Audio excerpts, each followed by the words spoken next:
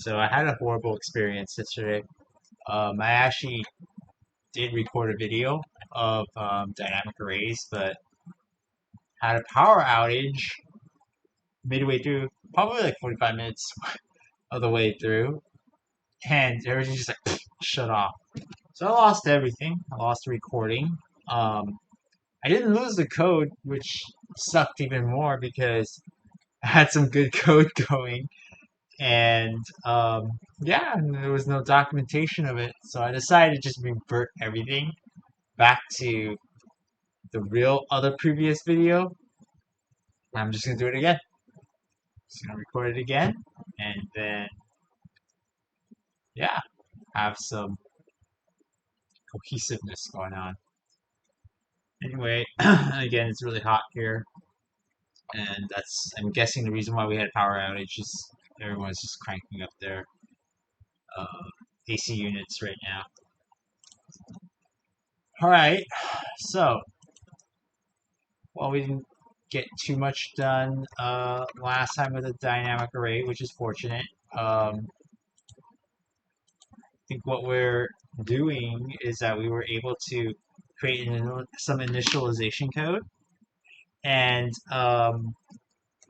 basically taken some sort of allocated pointer to a dynamic array struct, give it an initial capacity, assign the initial capacity to the capacity of the dynamic array, give it 0 length, because length actually represents the current number of elements in our dynamic array. And then we mallocked a specific amount of bytes corresponding to the initial capacity, so that we can use that as sort of our array, literally, of holding all our integer elements. And we decided that we're going to create a dynamic array of integers in this case. Now, um, it's as easy as calling die_array initialize with a pointer to the dynamic array structure.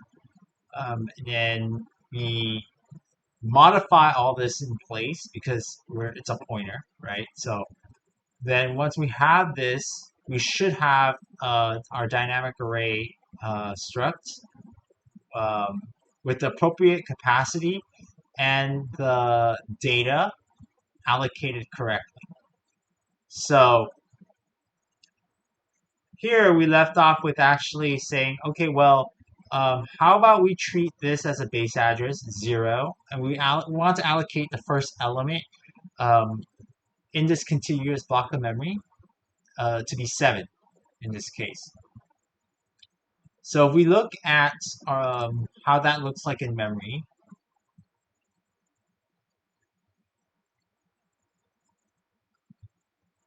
okay, let's say we have our struct here, and then let's say we have some allocated memory down here.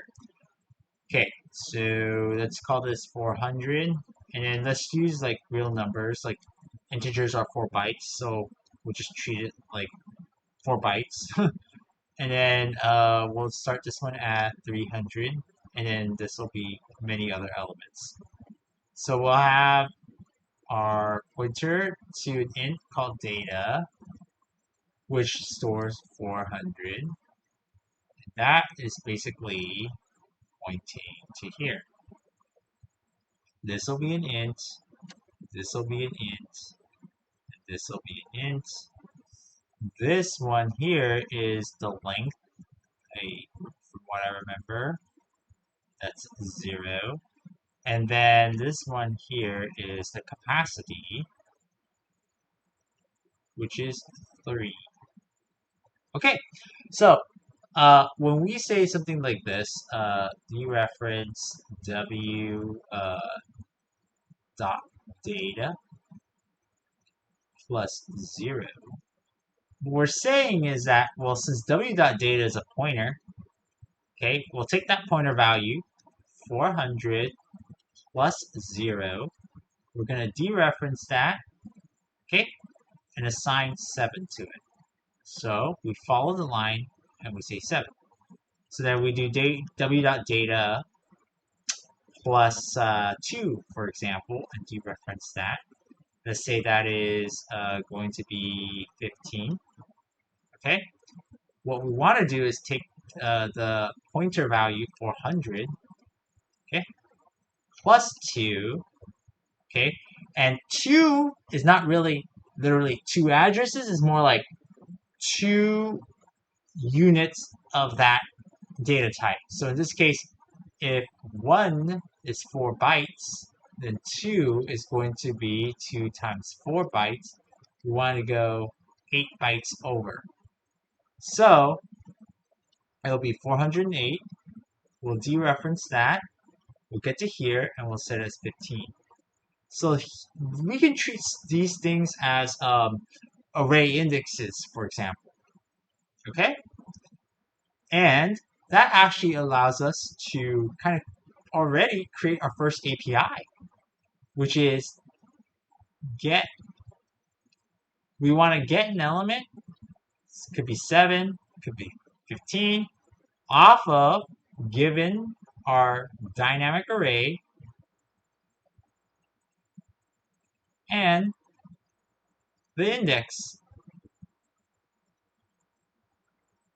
We want to return back an integer, the corresponding integer element here in these blocks of memory. Yeah, slivers. Okay. So I think that's like the easiest API to implement for a dynamic array. So we'll take in maybe a pointer to a dynamic array and then integer index. Okay, so let's do that. So right after dy array initialize, we can have something called int dy array get, and then we can take in the pointer, and then we can also take in the index, and without any error check, the most obvious thing we want to do is just return dereference cur data, and remember, since this is a pointer to a dynamic array, we have to dereference the pointer first to get to data. So how that works in memory. So let's just take a look at this. Why do we? This is confusing. It's the same thing as cur dot dereference cur and then dot data. Okay, it's equivalent to something like that. You want to dereference cur first, then you dereference that data, which is basically something like this. Okay, all of this. So, but never mind that. I just want to show you why you need to dereference, because you're passing in a pointer value here or here. And so if we go back to this chart here, maybe we're passing in this here dynamic array pointer cur. This holds the value of where our struct starts, which is going to be 300. Okay, we'll have 308 here and then 312, because pointer to an int is still 8 bytes, which is 64-bit addresses, right? So yeah, so that's why we had to dereference this whole thing here to get to here. Then we had to dereference to get to data. So it's going to be,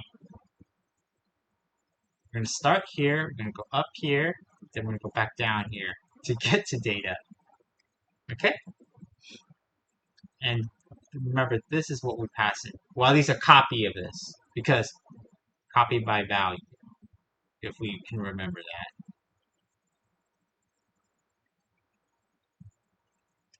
All right. So We want to return this, but not exactly this. We want to return, in this case, the offset of that. Okay? So, get cur data plus, okay,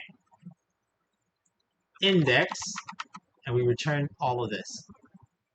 So this returns back a pointer. And adding this index shifts us from that base address down maybe one element, two elements, and so on. So if we were to just pre-populate everything here,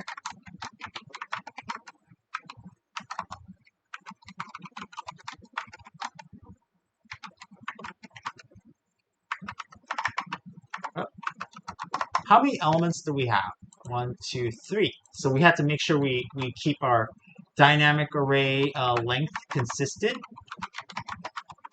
because we have 3 elements, even though it's 3 capacity. We need to make sure that the number of elements we have corresponds to the length. So let's make sure we manually update this, because we don't have a push or set function yet to add stuff automatically into a dynamic array. So we have to remember to set the length of our dynamic array every time we add elements to it, because right now we're doing it manually. So once we have that, we can try to use our get function here to print out whatever is in our dynamic array. So we'll use die_array get to get what we want. So let's have a for loop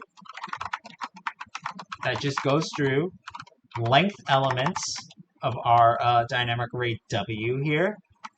So this whole thing is what we call our dynamic array. This data is simply just the elements of our dynamic array, but our dynamic array is more than that. We have a length and a capacity. So just to continue to keep that in mind, we'll have printf, which print out the number, new line, and we'll have die_array get, pass in the address of our dynamic array, because it's taking a pointer, but W is just a regular dynamic array.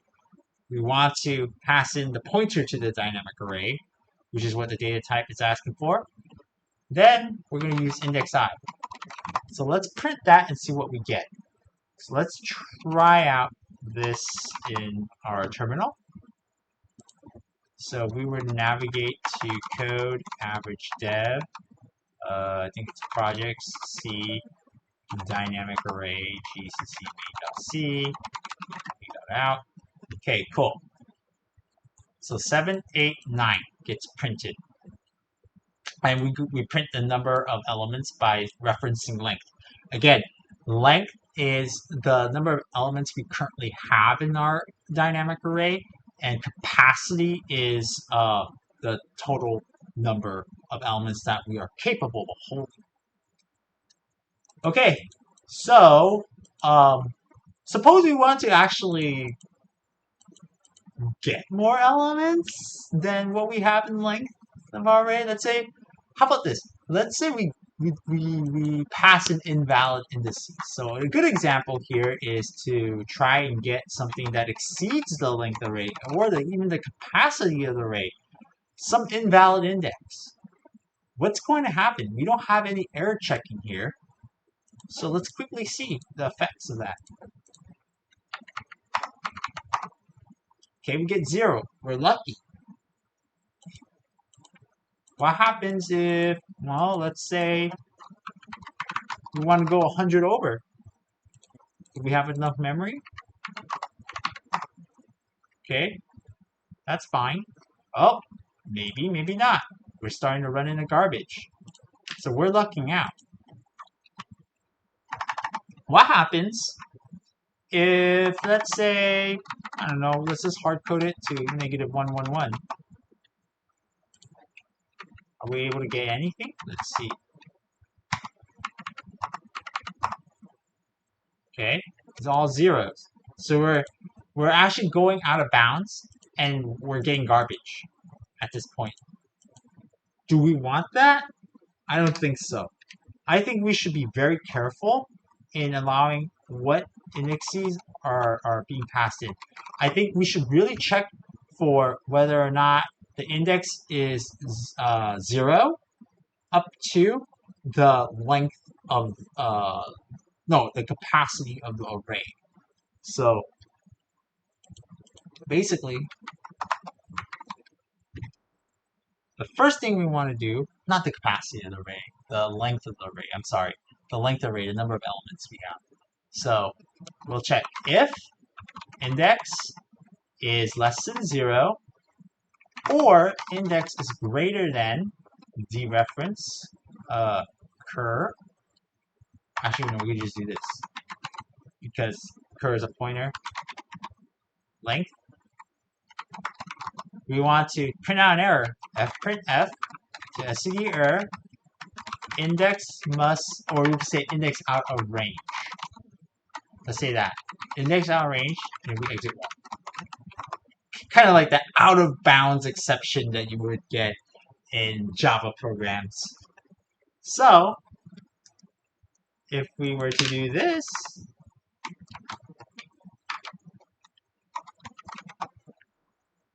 and compile it again, we'll get an index out of range as soon as we exceed our capacity of the array. So we get a 0 here, so we attempt to print the element 0, 1, 2, 3, 0, 1, 2, 3, okay?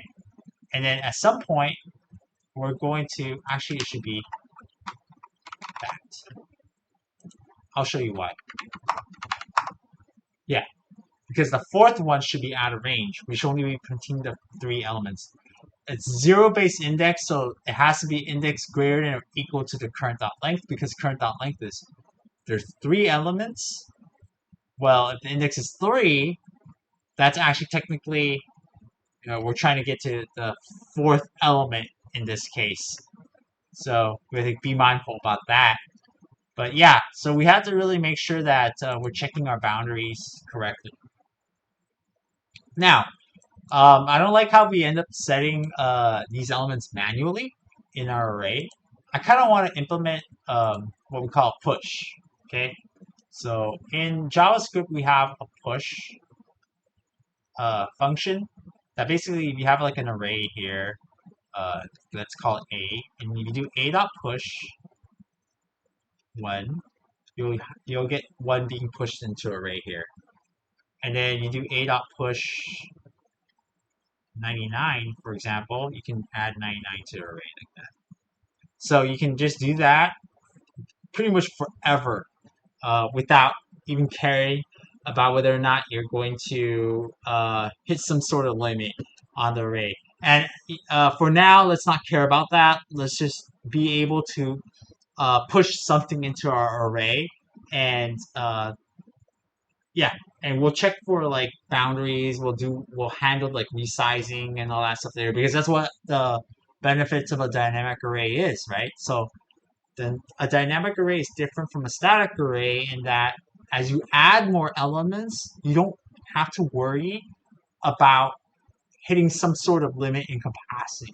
You want the array to automatically grow and be able to always fit in some number of elements, no matter what.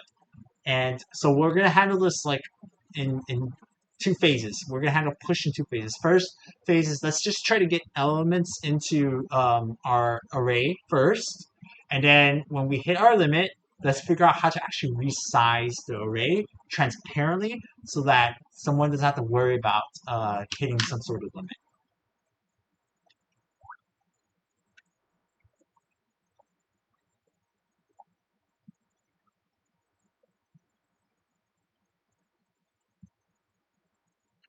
Okay, so of course it's going to be push dyn array push. What are we going to receive here again? We're going to receive a pointer to a dynamic array. Okay. We also want the item we want to push. So int, ooh, int the item. So that's not the index, that's the item we want to add to the end of array. Okay? And it's always going to add to the end of the array. That's what push does. It just pushes elements at the end of the array. So at some sort of index, right? So knowing the user doesn't have to care what index it is, but we do, like the programmer, the implementers of this dynamic array. So how do we know which index to push to? Suppose, let's say you have this dynamic array right now. Actually, let me just do it this way. Okay, and let's actually split it to, I don't know, some number of elements. We'll have 0, 1, 2, 3, 4, 5, 6, 7. So we'll have a capacity 8. 1, 2, 3, 4, 5, 6, 7, 8. Capacity 8. And then let's just say we have 7, 15, 99, 199. Okay, and that our length is now 3. We have 3 elements in our array. Okay, so I think push is always going to correspond, like the index that we're going to push our element to is always going to correspond to the length. Why? So let's say, suppose we push, I don't know, 53 into our array. Well, that was actually at what the current length was, which was 3, index 3. So after we push, so we push at current length at index equals current length. And then once we pushed, we just need to increment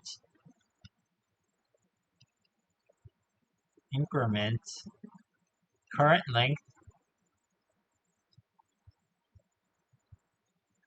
by 1. So that becomes 4 right there. So that becomes 4. And let's say we push 26 in. Well, we're going to push at the index where current length is. So that's 4, because current length is 4. 1, 2, 3, 4 elements. 4. We'll push 26 in there, and then we'll increment current length to be 5 in this case. So it all works out pretty nice. Okay? Let's not care, again, let's not care about, hitting the limit. So let's say we have 100 here, and then we'll have 42, and then we have 30, 37. Okay? Let's not care what happens if we push 8. Okay? We'll just handle this basic logic first. So, it's 2 steps. Push at index current length, then increment the current length by 1. So we'll do this. It'll be a void, doesn't return anything. So void die array push dynamic array cur, and then we'll have an int item to push into our array. So first, we'll set, in this case it's the same logic as this, we'll set cur data plus the cur length equals item. Okay, then we just do cur length equals cur length plus 1. So now we can automatically update the length of the array and not have to worry about manually setting it every time we push. So actually, let's get rid of this code now and test it. So this seems like it might work. So get rid of that, and we're gonna push 3 times. So let's do die array push. The address of our array plus the item, which is 7. Let's do it again. 8.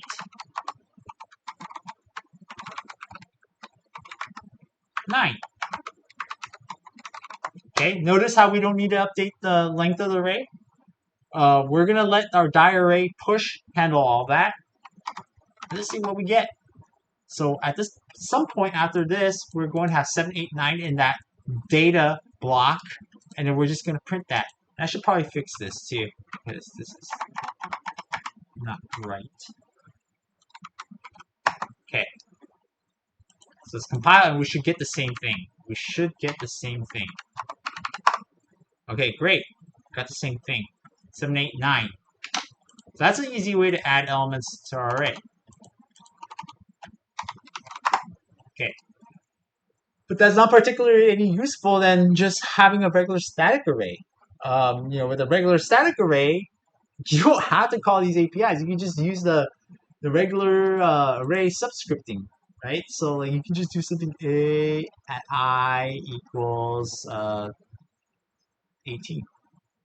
Easy as that. So what's the point? Well, the point is that now we have an API that can transparently do that resizing for us without having to worry about it. Like if we do die array push, at some point we can recognize, hey, we're about to overflow, or we could end up in the state where we're overflowing or hitting our limit. So when that happens, that is our chance to actually do the following. Given some sort of load factor, and load factor means the number of items in our array over our capacity in a percentage. For example, let's say our load factor is 50%. If our load factor before pushing into our array is already at 50%, what we want to do is we want to create a new block of memory that has twice the current size in bytes of the current block of memory that we have inside our dynamic array called data. Then we want to copy over elements from our current data to this new block of memory called new data, one by one, individually. And when we're done with that, we're going to free the old data, okay, that's the current data, and we want to repoint our dynamic array's data to this new block of memory. And then we're going to update our capacity to indicate the new size of this new block. And we don't actually have to update the length of the array because that stays the same. Remember, length corresponds to the number of elements inside our dynamic array currently. And that doesn't change when we do this resizing. Now, when we're done with that resizing, at this point, our array is potentially twice as big. So now we for sure will have room. So I know it's a lot, but let's, again, draw it. Draw it and do it step for step, and we'll write it down.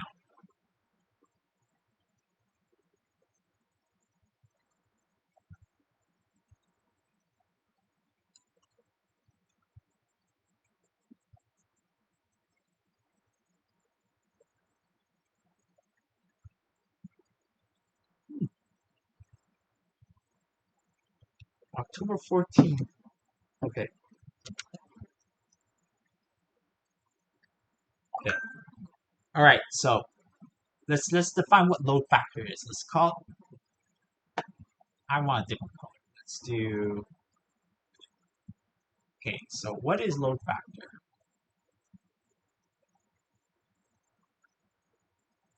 Or better yet, referred to as LF. That is equal to the length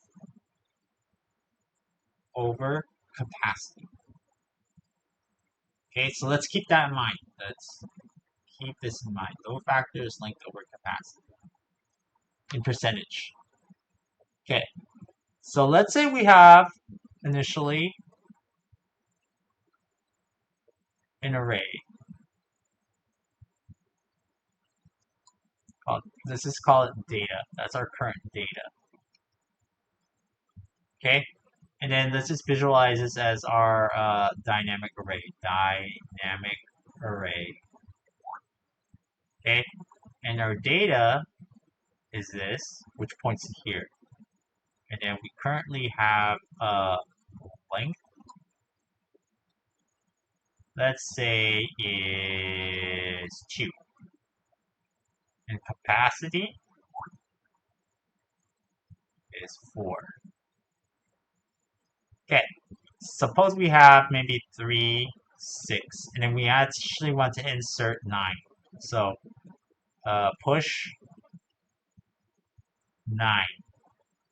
Well, what are we going to do here? Well, we push 9, we can be fine. We're okay. But if we push 10, we're going to be okay too. But we push 18, oh, we are not okay. That doesn't work. Okay? So that's the current situation. The current situation that we're in. So what we want to do is, well, let's first check the load factor. Check LF. Well, in this case, LF is going to be length over capacity. And that is going to be 2 over 4, which translates to 0.5, and that is about 50, or that is 50%. So, if LF is greater than or equal to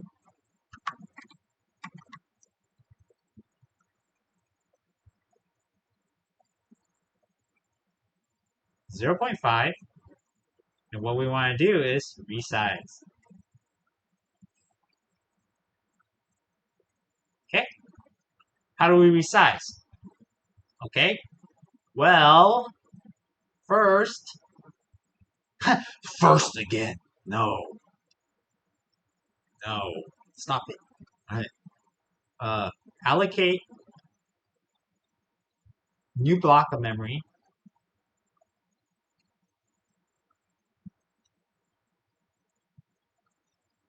of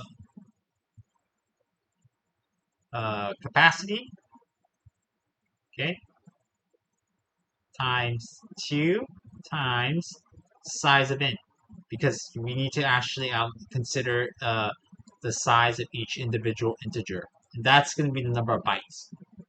Okay? I don't like the way I did that B. It looks like beta. Let's do bytes like that. So that's going to be twice as big. So in this case here, okay, we're going to allocate all of a sudden 1, 2, 3, 4, 5, 6, 7, 8 elements. Next, we're going to copy over elements and call this new data.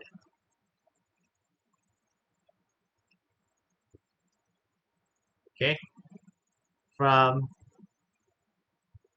data to new data. So in this case, it'll be 3, 6, and that's it. Okay?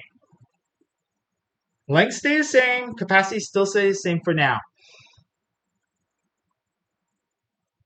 Okay, so what's next? Once we've copied over the elements, we're going to free data. When we free data, what we're going to do is we're just going to wipe this out.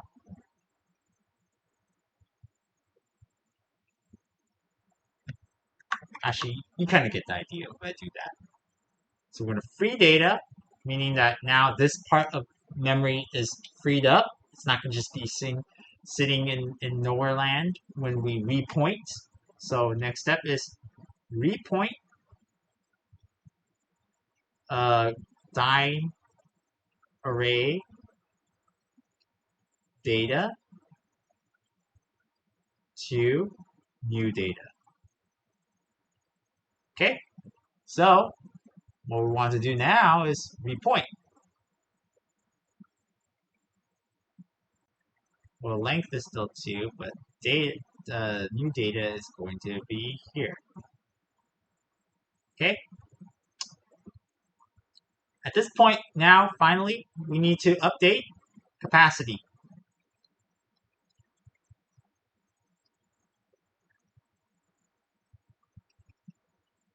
to be 2 times the current capacity. And that's it. It's not bytes, right? It's just the number of elements. So that's why we don't times by the size of int, 2 different things. Okay? And if load factor happens to be less than 50%, we don't do any of this stuff. And that's why we need to first always check. So then once we've done that, well then if we push, we've done all this, and then the next 8, step 8 would just be to add the element to the length. We could just do that push code. Then when we push 10 here, well, that's great. But then when we try to push 18, what ends up happening, well, is now we have to allocate way more, and then finally put 18. So at some point, you're starting to start to realize that, well, in the beginning, it might feel like we're resizing often, but once you get to a certain point, it gets harder and harder to hit that load factor because the array keeps doubling and doubling and doubling. So that's how we actually do the resize code. So now that we have the pseudocode, we can actually try to write it down or try to code it up.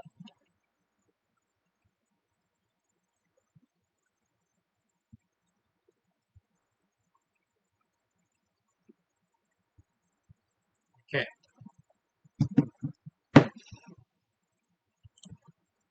First things first, resize if needed. We need to define something called load factor, and that would be having a float here, cur length over cur capacity. Since both of these numbers are integers, we do need to at least cast one of them to be a float to get a float number. So if load factor happens to be greater than or equal to 0.5, we want to work our magic. The first things we have to do is allocate a new block of memory of capacity times 2 times size of int. Okay, and call it new data. So we're going to do int star new data, so a pointer to that block of memory. We're going to cast that result of a malloc call to be a pointer to an int. We're going to assign it to 2 times the capacity. Let's just do 2 times capacity times the size of an int. So that's our new block of data. Once we have that, we want to iterate through every element in our current data block that represents our array elements. So we want to copy all that into new data. So this is a simple for loop. It's going to be something like for int I equals 0, I is less than the length of our array.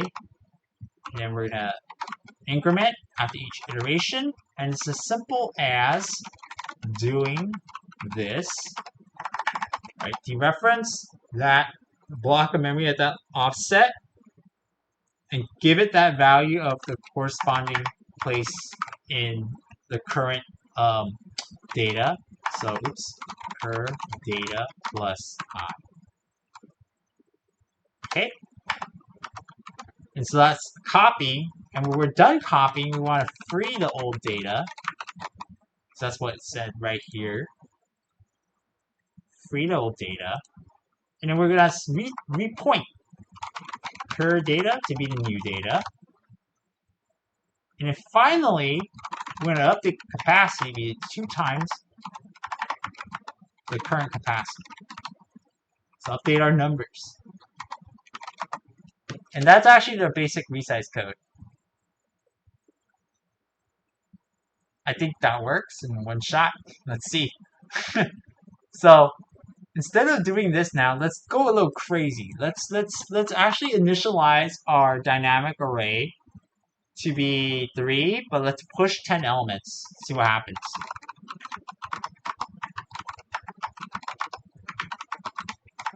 So we're going to run this 10 times. And we're going to push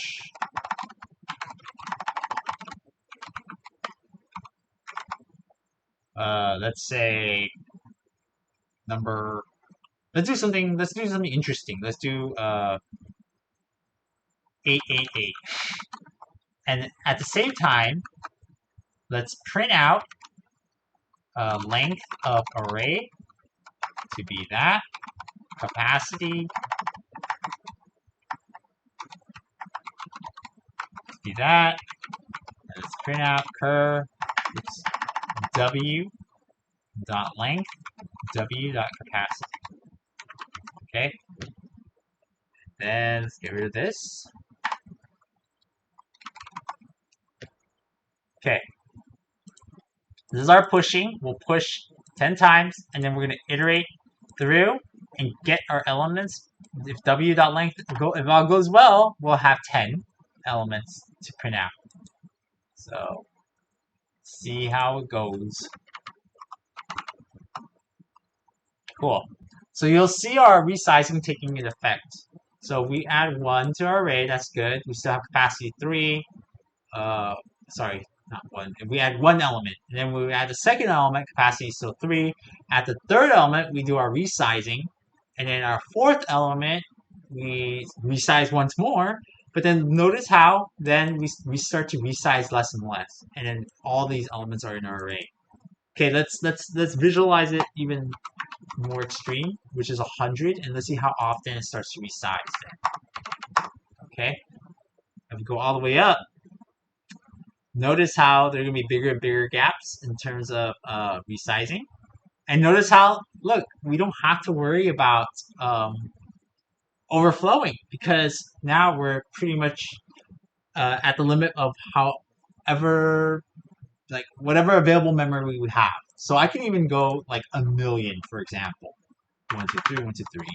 So 1,000,000 elements. Let's see how horrible that's going to be. Okay? So we were able to push 1,000,000 elements in. No problem. It didn't break a sweat at all. Actually, let me get rid of this printing code.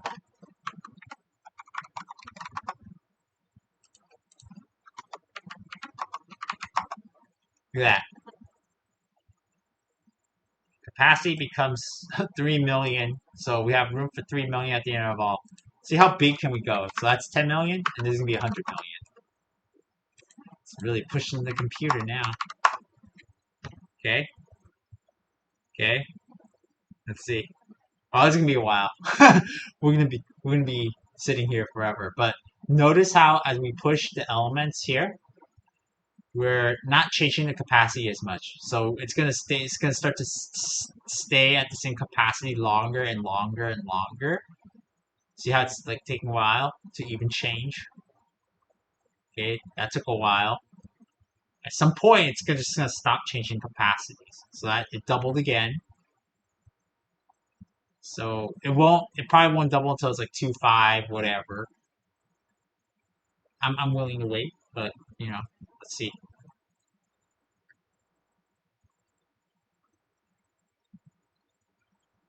Awkward silence. Once it changes one more time. Did it change? No, it didn't change. Okay,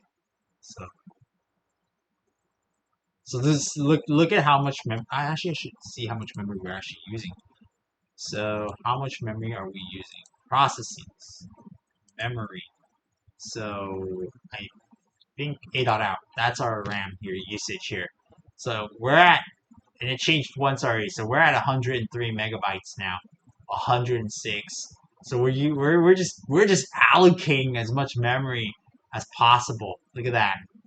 So yeah, look, we created a big C program that just does nothing but adds integers, and it's actually using CPU. Let's see. It's actually pushing some CPU. So it's a good way to create a program that wastes resources. So I'm going to stop now. And you can kind of see it's starting to slow down because the terminal buffer is starting to fill up. Okay, so we were able to push and we were able to get stuff now. I think that's a good stopping point for today. Let's think about how we can do sets and then maybe like a pop, like set at a specific index to update an element at some index of our dynamic array, and then let's actually remove an element and then also understand the logic for maybe shrinking that dynamic array down. Because, let's say we have this many elements, but at some point we're going to have very little elements. Are we still going to use up this much capacity? Ooh, that would not be good. So let's think about that. But for now, I'm going to commit, and then we'll continue on maybe tomorrow.